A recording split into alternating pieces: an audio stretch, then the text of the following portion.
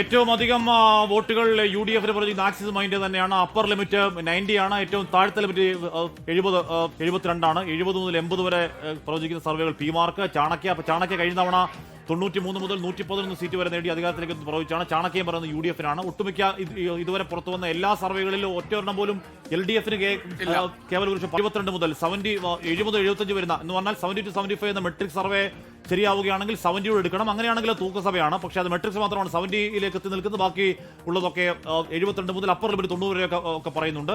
ഏതാണ്ട് ഒരു clean sweep എന്നോ ഭരണവിരുദ്ധ വികാരമെന്നോ തരംഗമെന്നോ ഒന്നും പറയാൻ കഴിയില്ലെങ്കിൽ കൂടിയും ഒരു യു ഡി എഫ് ട്രെൻഡ് എന്ന് ഏതാണ്ട് കൃത്യമായി നമുക്ക് പ്രഡിക്റ്റ് ചെയ്യാൻ കഴിയുന്ന സർവേ ഫലങ്ങൾ ഇതുവരെ പുറത്തു വന്നുകൊണ്ടിരിക്കുന്നു. അല്ല ദിലീപിനോടൊരു കാര്യം, അതായത് ഈ എൻ ഡി എ ഇപ്പോ രാജീവ് ചന്ദ്രശേഖരൊക്കെ പറഞ്ഞ് ഞങ്ങളായിരിക്കും കേരളത്തിലെ ഭരണം തീരുമാനിക്കുന്നത് എന്ന് പറയുന്നതിന് ഈ എക്സിറ്റ് പോൾ ഫലങ്ങളെ വെച്ച് നോക്കുമ്പോൾ അതിൽ എന്തെങ്കിലും അടിസ്ഥാനമുണ്ടോ? ഗോപികൃഷ്ണൻ, അതായത് നിലവിൽ വന്നിട്ടുള്ള എക്സിറ്റ് പോളുകളിൽ കൂടുതൽ ഏജൻസികളും പ്രവചിച്ചിരിക്കുന്നത് യു ഡി എഫിന് ഏതാണ്ടൊരു വ്യക്തമായ മേൽക്കൈ തന്നെയാണ്. 1-2 ഏജൻസികളുടെ സർവേ ഫലങ്ങൾ മാത്രമാണ്, എക്സിറ്റ് പോളുകൾ മാത്രമാണ് വളരെ ഒരു തിന്നായിട്ടുള്ളത്. ബാക്കി മറ്റ് സർവേ എല്ലാം പ്രവചിക്കുന്നത് യു ഡി എഫിന്റെ ആധിപത്യമാണ്. അതുകൊണ്ട് തന്നെ എൻ ഡി എക്ക് ഏതെങ്കിലും ഒരു എൻ ഡി എക്ക് പരമാവധി ഇപ്പോൾ പ്രവചിക്കുന്ന 4 സീറ്റ് വരെ പ്രവചിക്കുന്ന ഏജൻസികളുണ്ട്, 7 സീറ്റുകൾ വരെ പ്രവചിക്കുന്നവരുണ്ട്. പക്ഷേ നിലവിൽ ഈ മറ്റ് എക്സിറ്റ് പോളുകൾ കൂടി നോക്കുകയാണെങ്കിൽ അങ്ങനെ ഒരു സാധ്യത, ഒരു നിർണായക ശക്തിയാകുന്നതിനുള്ള സാധ്യത വളരെ കുറവാണ്. പക്ഷേ എൻ ഡി എയെ സംബന്ധിച്ച് ആ മനസ്സിലിരിപ്പൊക്കെ ഉണ്ടാകാം. അതായത് ഒരു സീറ്റെങ്കിലും കിട്ടിക്കഴിഞ്ഞാൽ അവിടെ അധികാരത്തിലെത്താൻ എങ്ങനെയെങ്കിലും നോക്കാൻ കഴിയുമോ എന്നുള്ള കാര്യം. അത് നമുക്ക് മുന്നിൽ ഈ പുതുച്ചേരി തന്നെ ഉദാഹരണമായിട്ടുണ്ട്. പുതുച്ചേരിയിൽ ഒറ്റ MLA പോലും ഉണ്ടായിരുന്നില്ല. പക്ഷേ അവർ കഴിഞ്ഞ തവണ അത് അവിടുത്തെ ഈ നാമനിർദ്ദേശം ചെയ്യപ്പെട്ടവരെ കൊണ്ട് ആദ്യം ഇത് ചെയ്തു. ആദ്യം അവർ കേന്ദ്ര സർക്കാർ തന്നെ നാമനിർദ്ദേശം ചെയ്യുന്ന 3 പേർ പിന്നീട് അവർ തന്നെ മറ്റു പാർട്ടികളിൽ നിന്ന് MLA രാജിവെപ്പിച്ചോ അല്ലെങ്കിൽ കൂടെ ചേർത്തോ അവിടെ BJPയുടെ അംഗബലം വർദ്ധിപ്പിക്കുന്നതിന് സാക്ഷ്യം വഹിച്ചിട്ടുണ്ട്. അതേ തന്ത്രം ഇപ്പോൾ ഡൽഹിയിലൊക്കെ നമ്മൾ കണ്ടുകൊണ്ടിരിക്കുന്നതാണല്ലോ. അവിടെ പഞ്ചാബിലോ സാധാരണഗതിയിൽ ഏതൊരു പാർട്ടിയുടെ അധ്യക്ഷൻ മറ്റൊരു പാർട്ടി ഇനി ഇത്ര സീറ്റ് വാങ്ങും എന്ന് ഇലക്ഷൻ കാലത്ത് പറയാറില്ല. രാജീവ് ചന്ദ്രശേഖർ ഇലക്ഷൻ ഉടനെ പറഞ്ഞു, അതായത് UDF 60 സീറ്റിന് അപ്പുറത്തേക്ക് പോവില്ല എന്ന് പറഞ്ഞു. എന്താണ് ഉറപ്പ്? നിങ്ങൾ ഇലക്ഷൻ കഴിയുമ്പോൾ നോക്കിയോളൂ എന്നൊരു ചാനൽ അഭിമുഖത്തിലാണെങ്കിൽ കൂടിയും UDF 60 സീറ്റിന് മുകളിലേക്ക് പോവില്ല എന്ന് കൃത്യമായി പറഞ്ഞു. അതിൽ തന്നെ രാജീവ് ചന്ദ്രശേഖർ പറയുന്നത് ഞങ്ങൾ ഈ പറയുന്ന ഒരു നിർണായക ശക്തിയാകും എന്ന് പറയുന്നു. അപ്പോൾ BJP എനിക്കൊന്ന് സീരിയസ് ആയി വിചാരിച്ചിട്ടുണ്ട്. തൂക്കുമന്ത്രിസഭയാണെന്നുണ്ടെങ്കിൽ ഞങ്ങൾക്ക് എന്താണ് ഒരു നിർണായക ഒരു വിലപേശൽ ശക്തി കഴിയുന്ന ആത്മാർത്ഥ കരുതി. പക്ഷെ അതൊക്കെ വ്യാമോഹമാണ് എന്നുള്ളതാണ് പറഞ്ഞിട്ടുണ്ട്. അതെ, ഞാനത് പറയാൻ വരുമായിരുന്നു. പക്ഷേ അതിനപ്പുറത്തേക്ക് അവരുടെ അവകാശവാദത്തിനപ്പുറത്തേക്ക് ഒന്നും സംഭവിക്കുന്നില്ല എന്ന് തന്നെയാണ് ഇത് കാണേണ്ടത്. ഇപ്പോൾ 1 to 3 വരെ ആയാൽ പോലും കഴിഞ്ഞ നിയമസഭാ കാലയളവിൽ ഒരു സീറ്റ് ഉണ്ടായിരുന്നവരാണ് അവർ. അപ്പോൾ കഴിഞ്ഞ 10 വർഷക്കാലം കൊണ്ട് ഗ്രാജുവലി ഒരു വളർച്ചയും ആ രാഷ്ട്രീയ പാർട്ടിക്ക് ഉണ്ടായിട്ടില്ല എന്നതും ഇല്ല. അപ്പോൾ അത് ഉണ്ടായിട്ടുണ്ട്. അതെങ്ങനെ പ്രതിഫലിക്കുമെന്നുണ്ട്. ഇതിലൊക്കെ ഇപ്പോൾ പ്രധാനപ്പെട്ട ഒരു കാര്യം, അതായത് ആക്സിസ് മൈ ഇന്ത്യ അവർ കേരളത്തിലെ ഈ ജാതി അടിസ്ഥാനത്തിലുള്ള ഒരു കാര്യം കൂടി എക്സിറ്റ് പോളിൽ പറയുന്നുണ്ട്. അത് UDFന് 33% പട്ടികജാതി വിഭാഗത്തിന്റെ വോട്ടുകൾ, അത് -2 ആണ്. അതായത് 2% അവർക്ക് കുറവായിരിക്കും. അതേസമയം LDFന് പട്ടികജാതി വിഭാഗത്തിന്റെ വോട്ടുകളിൽ 9% വർധനവാണ് എക്സിറ്റ് പോൾ പറയുന്നത്. 57% വോട്ട് കിട്ടുമെന്നാണ്. NDAക്ക് 3% കുറവായിരിക്കും പട്ടികജാതി വിഭാഗത്തിൽ. ഞാൻ ആ കണക്ക് മാത്രം വെച്ചൊരു കാര്യം പറഞ്ഞോട്ടെ. നമ്മൾ അല്പം മുമ്പോട്ട് സംസാരിച്ചപ്പോൾ LDFന്റെ കോൺഫറൻസ് എന്താണെന്നുള്ളതിനെ കുറിച്ച് പറഞ്ഞിരുന്നല്ലോ, ഈ സർക്കാരിന്റെ കോൺഫറൻസ്. അതിൽ നമ്മൾ ജനക്ഷേമ പ്രവർത്തനങ്ങൾ ഒരുപാട് പറഞ്ഞു, പെൻഷൻ അടക്കം. ഇത് അതിന്റെ മറ്റൊരു സൂചകമാണ്. ഈ മേഖലയിൽ കഴിഞ്ഞ വർഷം ചെയ്തിട്ടുള്ള പ്രവർത്തനങ്ങളുണ്ട്. ഈ പട്ടികവർഗ വിദ്യാർത്ഥികളെ വിദേശത്തേക്ക് അയച്ച് പഠിപ്പിക്കുന്ന ഒരു സ്കീം ഈ സർക്കാർ.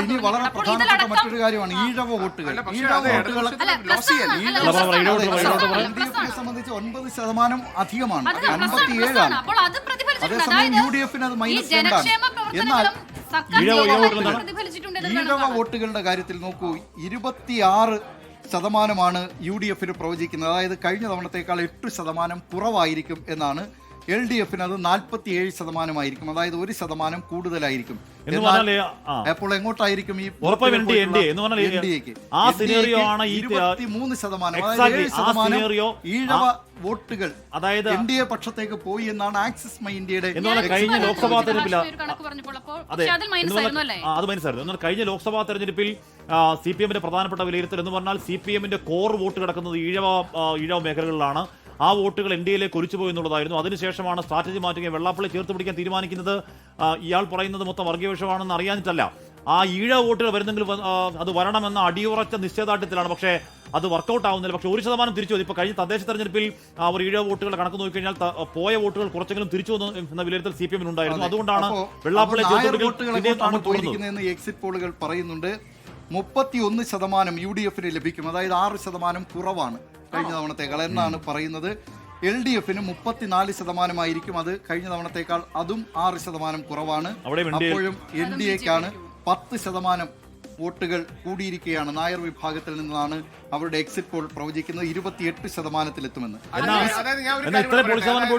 മൊത്തത്തിൽ കൂടുന്നില്ല. ഒറ്റ കാര്യം പറയട്ടെ, അതായത് 2019 ലോക്സഭാ തെരഞ്ഞെടുപ്പിൽ BJPക്ക് കിട്ടിയ അല്ലെങ്കിൽ NDAക്ക് കിട്ടിയ വോട്ട് വിഹിതം 15%. അത് 2024 ആയപ്പോൾ 19% ഉയർന്നു. അന്ന് നമ്മൾ കൊടുത്ത കണക്കാണ് 11 നിയമസഭാ മണ്ഡലങ്ങളിൽ 1ാം സ്ഥാനത്തായിരുന്നു BJP, 8 ഇടങ്ങളിൽ 2ാം സ്ഥാനത്തായിരുന്നു BJP. അപ്പോൾ ആ അവരുടെ വോട്ട് ഷെയറിൽ അല്ലെങ്കിൽ അന്ന് അവർക്ക് കിട്ടിയ വോട്ട് വീതത്തിൽ നിന്ന് ഇപ്പോൾ ദിലീപ് ഈ പറഞ്ഞ കണക്കനുസരിച്ചിട്ട് ഈഴവ വോട്ടുകളും നായർ വോട്ടുകളും ഒക്കെ NDAയിലേക്കാണ് പോയിട്ടുള്ളതെങ്കിൽ ഈ പ്രൊജക്ഷൻ അനുസരിച്ച് രീതിയിൽ അവർക്കൊരു 3-4 സീറ്റ് കിട്ടേണ്ടതാണ്. അങ്ങനെ കിട്ടുകയാണെങ്കിൽ അതാണ് സംഭവിക്കുന്നത്. അപ്പോൾ ഹാഷ്മിയുടെ ആ ചോദ്യത്തിന്, അതായത് അപ്പോൾ എങ്ങനെ ഇത്രയും വോട്ട് കൂടുന്നു, അവർക്ക് എങ്ങനെയാണ് ഇത്രയും സീറ്റുകൾ ലഭിക്കാൻ സാധ്യതയെന്ന് ഉള്ളത്, UDFനൊക്കെ ഇത്രയധികം സീറ്റുകൾ പിന്നെങ്ങനെ ലഭിക്കുമെന്നത് ചോദ്യമാണ്. അതിന്റെ ഉത്തരം ഇതാണ്. ക്രിസ്ത്യൻ വോട്ടുകൾ 60% UDFന് കിട്ടും എന്നാണ്. അതായത് കഴിഞ്ഞ തവണത്തേക്കാൾ 17% വർധനമാണ് ഇത്തവണ ക്രിസ്ത്യൻ വോട്ടുകളിൽ ഉണ്ടാകുന്നത്. LDFന് 34% കഴിഞ്ഞ തവണത്തേക്കാൾ 9% കുറവാണ് വന്നിരിക്കുന്നത്. BJPക്കും 2% കുറവുണ്ട് ക്രിസ്ത്യൻ വോട്ടുകളിൽ. അത് ഏറ്റവും ഒടുവിൽ വന്നിട്ടുള്ള വിവാദങ്ങളൊക്കെ ഉണ്ടല്ലോ. വിദേശ സംഭാവന നിയന്ത്രണ ചട്ട ഭേദഗതി ബില്ലൊക്കെ കാര്യമായി ഇതിനെ ബാധിച്ചിട്ടുണ്ടെന്ന് പറയണം. 5% ആയിരിക്കും BJPക്ക് ക്രിസ്ത്യൻ വോട്ടുകൾ ലഭിക്കുക എന്ന് പറയുന്നുണ്ട്. മുസ്ലിം വോട്ടുകൾ 63% UDFന് ലഭിക്കുമെന്നാണ് പറയുന്നത്. അതായത് 17% വർധനവുണ്ടാകും എന്നാണ് ആക്സിസ് ഇന്ത്യയുടെ എക്സിറ്റ് പോൾ പറയുന്നത്. LDFന് അത് 31% പ്രവചിക്കുന്നത്. 17% കുറവ് ഈ മുസ്ലിം വോട്ടുകളിൽ ഉണ്ടാകുമെന്ന് പറയുന്നു. ഇപ്പോഴും മനസ്സിലാകാത്തത് ശരിയാണ്. ഞാൻ മുൻപ് പറഞ്ഞതുപോലെ ഈ വിവാദങ്ങളൊക്കെ ഉണ്ടായി. അപ്പോൾ ആ സമയത്ത് ഇപ്പോൾ വെള്ളാപ്പള്ളി അടക്കം CPM വേണ്ട നിലയിൽ, CPM നിന്ന് നമ്മൾ പ്രതീക്ഷിക്കുന്ന നിലയിൽ തള്ളി പറഞ്ഞെന്ന് ചോദിച്ചാൽ ഇല്ല. പക്ഷേ ഇത്തരം മൂവ്മെന്റ്സ് ഒക്കെ ഉണ്ടാകുമ്പോൾ അതിന് മുന്നിൽ നിന്ന് നയിച്ചത് ഇതേ രാഷ്ട്രീയ കക്ഷിയാണ്. അവരെ എന്തുകൊണ്ട് ട്രസ്റ്റ് ചെയ്യുന്നില്ല മുസ്ലിം വിഭാഗം എന്നൊരു ചോദ്യമുണ്ട്. മറുപക്ഷത്തായിക്കോട്ടെ എന്തെങ്കിലും കോട്ടം സംഭവിക്കുമോ എന്ന് കരുതി മിണ്ടാതിരുന്നവരാണ്. അപ്പോൾ ഇവിടെ ആക്ട് ചെയ്തവർക്ക് സംശയിക്കപ്പെട്ടു എന്ന് പറഞ്ഞാൽ ഒരു തെരഞ്ഞെടുപ്പ് തോറ്റു കഴിഞ്ഞപ്പോഴേക്കും സ്ട്രാറ്റജി മാറ്റിയെങ്കിൽ അവർ ഉദ്ദേശം വോട്ടാണോ അതോ ഞങ്ങളുടെ ഉന്നമനമാണോ സംശയിക്കപ്പെട്ടു. കൂടിയില്ലേ മിണ്ടാതിരുന്നവർക്ക് എങ്ങനെയാണ് ഇതിന്റെ ഗുണം കിട്ടുന്നത് എന്ന ചോദ്യം കൂടിയില്ല. അപ്പോൾ ഈ മുസ്ലിം വിഭാഗം ഇതൊന്നും ചിന്തിക്കാതെ ഇപ്പോൾ രാമക്ഷേത്രം പണിയുമ്പോൾ അവിടെ എന്താണ് അയോധ്യയിലേക്ക് വെള്ളി ഇഷ്ടിക അയച്ചവരാണ് ഞങ്ങൾ എന്ന് വിളിച്ചു പറയുന്ന ഉത്തരേന്ത്യൻ സംസ്ഥാനങ്ങളിൽ തെരഞ്ഞെടുപ്പിന്റെ പ്രചാരണത്തിന് പോകുമ്പോൾ അവിടെ നരേന്ദ്രമോദിയെ വെല്ലുന്ന നിലയിൽ വേഷവിധാനങ്ങൾ അണിയുന്ന രാഹുൽ ഗാന്ധി, ഇതൊക്കെ നമ്മൾ കണ്ടിട്ടുള്ളതാണല്ലോ. അപ്പോൾ അങ്ങനെ അവരും തരാതരം പോലെ ഇത് ഉപയോഗിക്കുന്നുണ്ട്. കേരളത്തിലേക്ക് വരുമ്പോൾ എന്താണ് ചെയ്യുന്നത്? മിണ്ടാതിരിക്കുകയാണ് ചെയ്യുന്നത്. അപ്പോൾ അങ്ങനെ ഒരു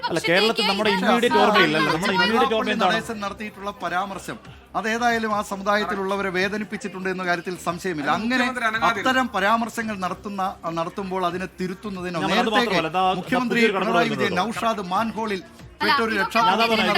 മരണമടഞ്ഞപ്പോൾ കേരളം വർഗീയവാദിയാണ്. ഇതൊക്കെ ഇങ്ങനെ ആയിരിക്കുമ്പോൾ തന്നെ ഞാൻ പറഞ്ഞതുപോലെ നേരത്തെ പൗരത്വ വിഷയത്തിലടക്കം വലിയ മൂവ്മെന്റ്സ് ഈ രാജ്യത്തുണ്ടായ എല്ലാ വിഷയങ്ങളും നിങ്ങൾ പരിശോധിച്ച് നോക്കൂ. പ്രത്യേകിച്ചും കഴിഞ്ഞ 10 വർഷത്തിനിടയ്ക്ക് അതിന്റെ ഒക്കെ മുന്നിൽ നിന്നതാരാണ്?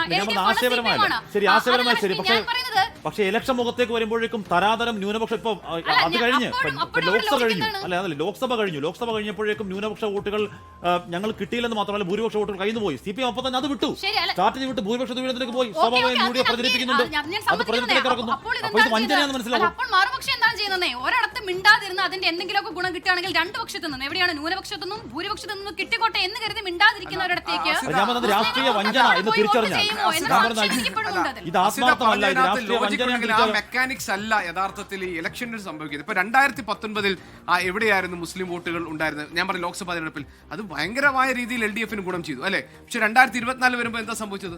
നേരെ അത് തിരിഞ്ഞു. പക്ഷെ അന്ന് ബീഫ് അടക്കമുള്ള കാര്യങ്ങളിൽ LDF എടുത്ത നിലപാട് മുസ്ലിം ന്യൂനപക്ഷങ്ങൾക്ക് ഇവരെ ആശ്രയിക്കാൻ കഴിയുന്ന ഒന്നായിരുന്നുവെങ്കിൽ ഇവിടെ ഇപ്പൊ ദിലീപ് പറഞ്ഞതുപോലെ അമിതമായി ഹിന്ദു വോട്ടുകൾക്ക് വേണ്ടി ആ പ്രീണനത്തിന് വേണ്ടി ഇടതുമുന്നണി ഇറങ്ങിത്തിരിക്കും. വെള്ളാപ്പള്ളി നടേശനെ പോലുള്ളവരെ ഓൺ ചെയ്യുകയും ചെയ്തപ്പോൾ മുസ്ലിം വോട്ടർമാർ സംശയിക്കുകയാണ്, ആ ആത്മാർത്ഥതയെ അവർ സംശയിക്കുകയാണ്. പിന്നെ ഞാൻ ഒരു കാര്യമുണ്ട്, ജമാഅത്തെ ഇസ്ലാമിയെ അതിര് കടന്നിട്ടുള്ള ആക്രമണം ഉണ്ടല്ലോ ജമാഅത്തെ, അതും യഥാർത്ഥത്തിൽ തിരിച്ചടിയാണ്. പക്ഷെ അല്ല, എന്റെ സംശയം അപ്പോൾ ആ സാഹചര്യം സാഹചര്യത്തിലൊക്കെ ആക്ട് അതെനിക്ക് മനസ്സിലായി. അപ്പുറത്ത് നിൽക്കുന്ന ആളുകളാണ്. അതല്ലേ ഓപ്ഷൻ. സ്വാഭാവിക ഓപ്ഷനാണ്. ബി ജെ പിക്ക് വോട്ട് ചെയ്യാൻ പറ്റത്തില്ല, സ്വാഭാവികമായിട്ടും യു ഡി എഫ് എന്നുള്ളതാണ്. മാത്രമല്ല അത് മാത്രമല്ല, ഞാൻ പറഞ്ഞത് യു ഡി എഫ് ഇത് വളരെ വ്യക്തമായി പ്രചരണത്തിലേക്ക് എത്തിച്ചു. ഞാൻ പറഞ്ഞത് ഇപ്പൊ B J P CPM BJP deal എന്ന് തുടക്കം മുതൽ പറയുന്നത് എന്തിനാണ്? അത് കൃത്യമായി ന്യൂനപക്ഷ വോട്ട് കൺസോൾട്ട് തന്നെയാണ്. അവിടെ പ്രധാനപ്പെട്ട കാര്യം എന്താണ്? തൃപ്പൂണിത്തറ പോലെ, കോന്തി പോലെ, റാന്നി പോലെ BJP ക്ക് കോർ വോട്ടുള്ള മണ്ഡലങ്ങളിൽ അവർ സ്ഥാനാർത്ഥി നിർത്തുന്നില്ല. 22 നിർത്തുന്ന ആരോക്കെയോ നിർത്തുന്നു. സ്വാഭാവികമായും അത് ശരിയാണോ എന്ന് സംശയം ഉണ്ടാകുന്നു. അപ്പൊ അത് പ്രതിഫലിക്കുന്നു.